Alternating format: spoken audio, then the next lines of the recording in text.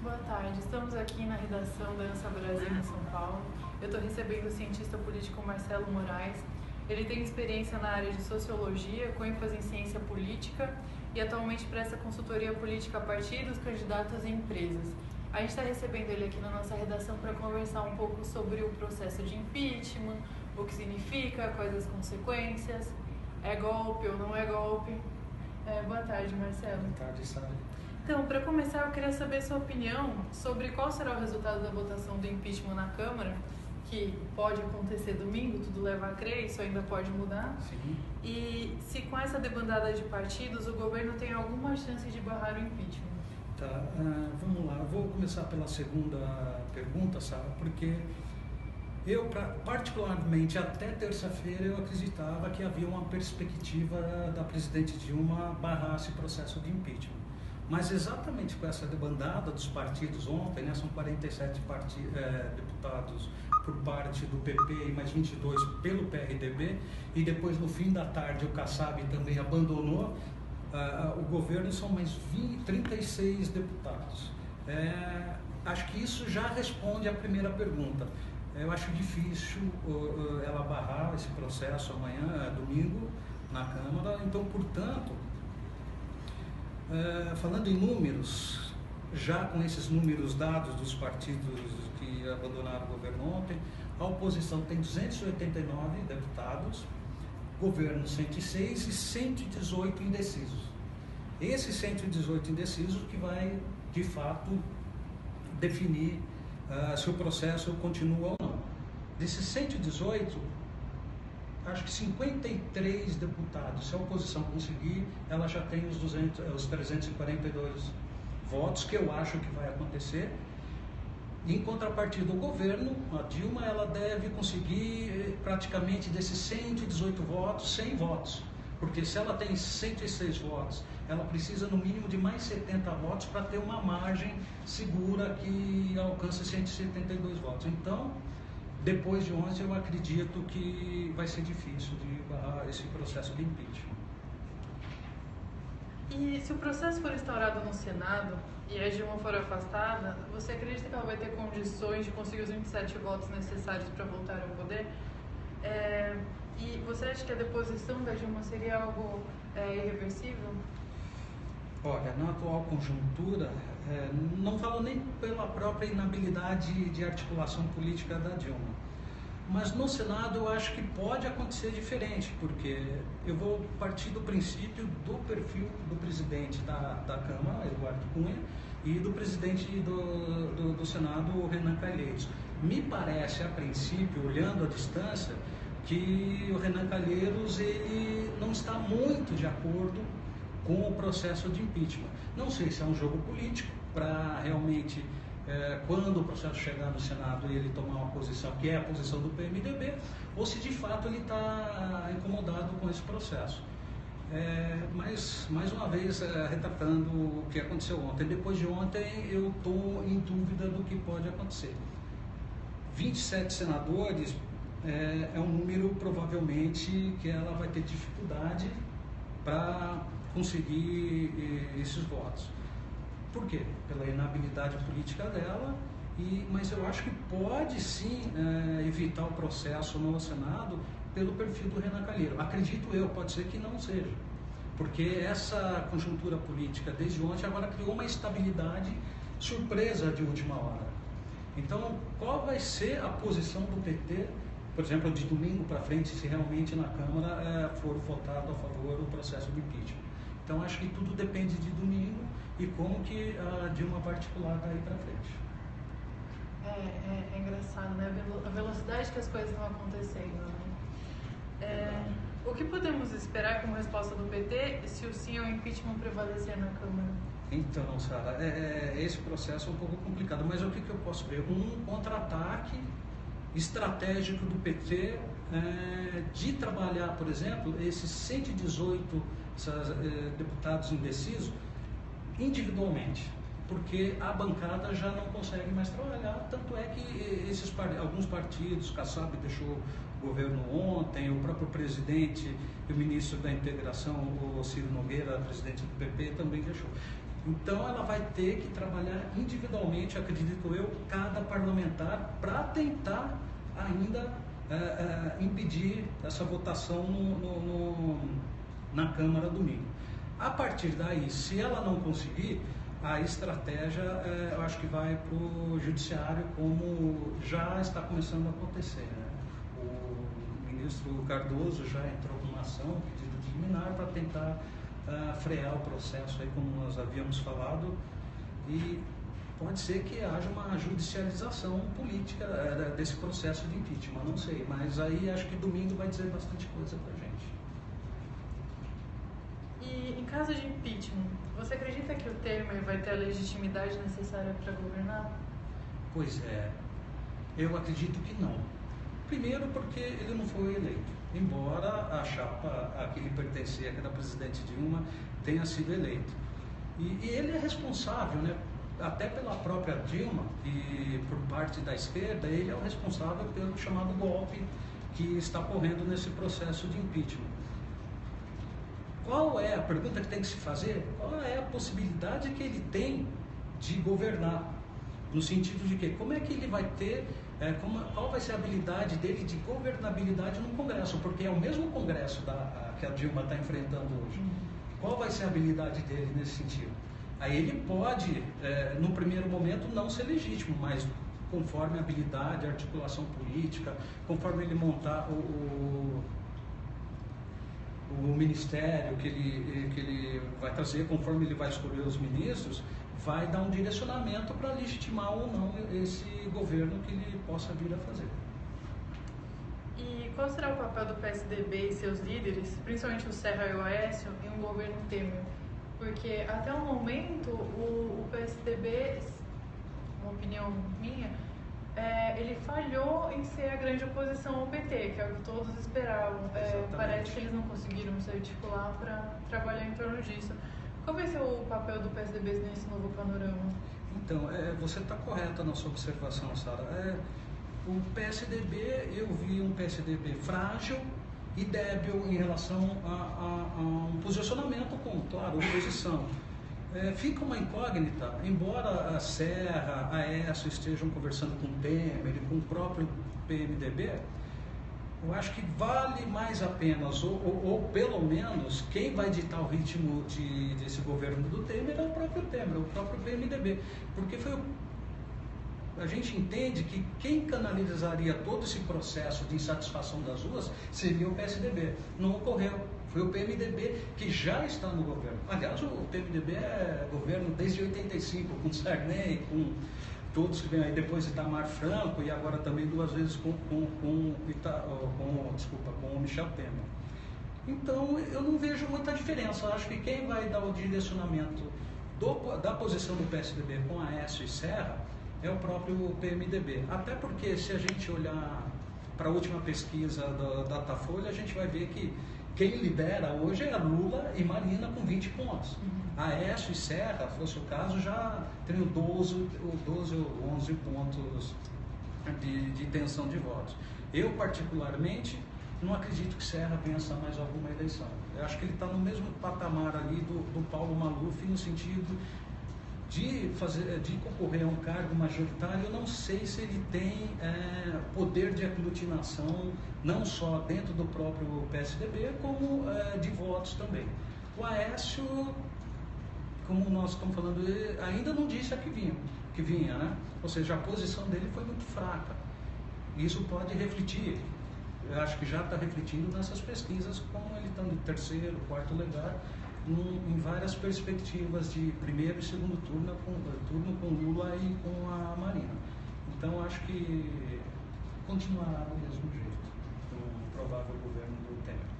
E você acredita que é correto afirmar, por exemplo, que o PMDB assumiu um vácuo que era esperado o PSDB criar como oposição, como líder de oposição? De repente eles se aproveitaram dessa fraqueza, ou significa que de repente a maioria da população tem um perfil que vai mais de acordo com o PMDB e não com o PSDB da população, que eu digo, da oposição? Eu acredito no que você falou, porque o PSDB não correspondeu. Eu acho que ele não ouviu as ruas. Desde junho de 2013, mesmo que no início das manifestações tinha uma propositura dos movimentos sociais, mas nas manifestações posteriores, já no final, começou a abarcar uma classe média alta, um pessoal de direita que vai implicar no MBL, no Vem Pra Rua, que são esses movimentos mais de Facebook, mais de redes sociais do que propriamente dito um movimento social de rua. O PSDB não soube captar. A Dilma até captou porque ela teve uma resposta imediata em relação, por exemplo, ao valor das passagens. Ela falou, olha, agora não é hora. Então ela soube captar isso. O PSDB não. E eu acho que o PMDB também não, porque, olha, esses movimentos, essas manifestações que vão acontecendo têm uma característica nova, que é não ter liderança política, né, nesses movimentos. Eu acho que é muito mais a vocalização desses setores da sociedade brasileira no PMDB do que propriamente também o PMDB ter ocupado esse espaço. De toda forma, ocupou. Como isso aconteceu? Eu acredito que por fisiologia, né? Eu acho que não foi um movimento do PMDB de ouvir a rua e a partir daí absorver esse projeto, esse programa político para ela. E com o Temer e o Cunha como presidente e vice, o futuro da Operação Lava Jato ficará sob risco, como alegam os grupos contrários ao impeachment? Olha, eu vou tentar responder essa questão, Sara, de uma forma que nos remete a como é distribuído o orçamento, o dinheiro das políticas públicas. Por quê? Porque, na verdade, essa questão de combate à corrupção, ao meu ver, é fumaça. Não tem interesse de combater corrupção. Caso teria, a gente não teria o Eduardo Cunha ainda como presidente da Câmara e tampouco 40 deputados já como réus da Lava Jato ou outros citados na comissão de impeachment. Então, portanto, o que eu enxergo aí é que, na verdade, é uma disputa de dois projetos políticos. Um do PT, como eu havia falado para você, que é um projeto político-econômico já saturado, que inclui por meio do consumo e que teve avanços nesses 10, 12 anos de PT. Tem o Bolsa Família, Minha Casa Minha Vida, o ProUni, o Fiesp, uma disseminação de universidades federais pelo Brasil aí que vai incluir de alguma forma essa população que sempre esteve excluída e que não tinha acesso a esses direitos. Em contrapartida, tem um projeto político que é capitaneado pelo PMDB, mas que é daquele setor da direita brasileira, que aí a gente pode dizer que é financiado pela Fiesp, pela Globo, pela Veja, que é um projeto político pré-direito que os brasileiros vêm conquistando, ou seja, retomar aquela política, aquele projeto político de 1990, de privatizações, de austeridade, estão de olho na Petrobras, porque a Petrobras, com o pré-sal, tem muito dinheiro a render. Então, nesse sentido, eu quero dizer, eu acredito que não existe combate à corrupção. A gente olha lá, tem o orçamento a gente traduz em política pública e o orçamento a gente traduz lá em conflitos distributivos. Esses conflitos distributivos vão sofrer o quê? Pressões assimétricas, que são disputas desiguais. E essas disputas desiguais agora estão sendo disputadas exatamente por esses dois projetos. Então, corrupção ou combate à corrupção é fumaça nesse sentido. Então, eu não acredito que possa haver um combate à corrupção com Michel Temer e com Cunha. Até porque o Cunha é réu da Lava Jato. Não sei se ele tem interesse que a Lava Jato continue ou que dê independência, como a Polícia Federal tem, para continuar essas investigações. Então, o meu modo de ver não haverá combate à corrupção, porque é fumaça, e sim, na verdade, uma disputa de dois projetos políticos. E como a conjuntura política brasileira chegou a esse ponto de tramitar o impeachment na Câmara? Porque pedir impeachment de presidente é algo relativamente comum. Nos últimos mandatos aconteceram várias ocasiões, mas como que aconteceu, como chegou a esse ponto com a Dilma? Então, com a Dilma, eu posso dar algumas explicações. Posso explicar até, por exemplo, através de um presidencialismo de coalizão, que é exatamente esse presidencialismo que a gente vê, que tem início lá com a LOP, que é a Lei Orgânica dos Partidos Políticos, em 79, que vai proliferar uma série de partidos. Hoje a gente tem 35 partidos. Imagina você, para conseguir vencer uma eleição como executivo, o número de alianças e de acordos que você tem que fazer com esses partidos. E necessariamente esses partidos não têm a mesma proposta política e ideológica que o partido do candidato a presidente. Isso pode, e acho que é uma das causas também, que leva a esse processo de impeachment. Porque como é que eu vou governar um Congresso onde existe uma heterogeneidade muito grande de posições políticas e que muitas vezes que eu como executivo fiz aliança, mas esses partidos não têm a mesma proposta política e ideológica que eu. Pode ser uma. A outra pode ser a própria inabilidade da Dilma. Por exemplo, em relação a trazer o Lula para ministro da Casa Civil. Tecnicamente, analisando criticamente, eu acho que ela deveria ter feito isso em agosto ou setembro do ano passado. Já evitaria, acredito eu, chegar nesse ponto de processo de impeachment. Outras coisas podem acontecer.